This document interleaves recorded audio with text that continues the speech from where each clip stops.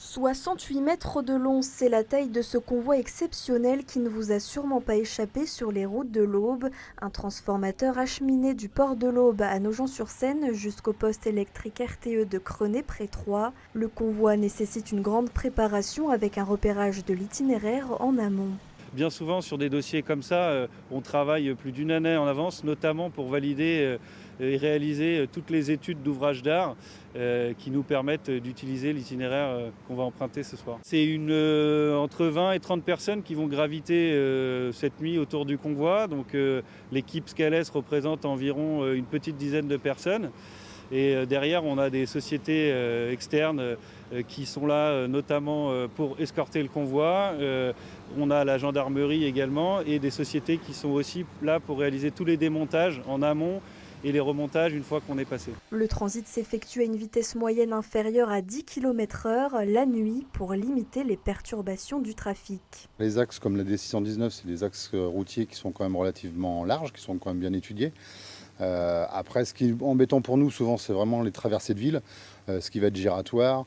Ça peut être les dodanes, des petits îlots, on va dire comme là, à la sortie de Troyes, par exemple, où on fait des changements de côté de chaussée tous les 100 mètres. Mon rôle dans ce convoi, en fait, pour le coup, en étant chauffeur de tête, c'est de donner un maximum d'informations à l'ensemble de l'équipe. Donc, c'est-à-dire la remorque avant, donc qui se retrouve juste derrière moi. La personne qui s'occupe de l'entrepoutre, donc qui gère le transformateur, donc la hauteur du transformateur, les dévers et ainsi de suite. Les gens de la remorque arrière pour la direction.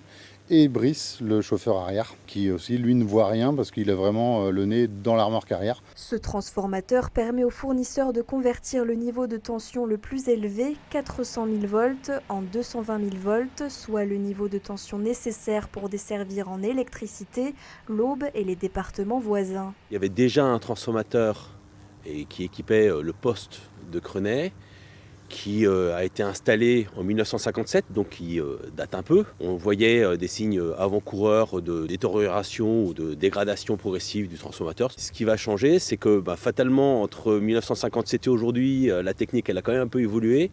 Donc c'est un transformateur notamment qui consomme ou qui perd moins d'énergie par rapport à l'ancien transformateur. 2 nuits plus tard, le convoi est arrivé à Crenay près Troyes ce mardi à 1h45.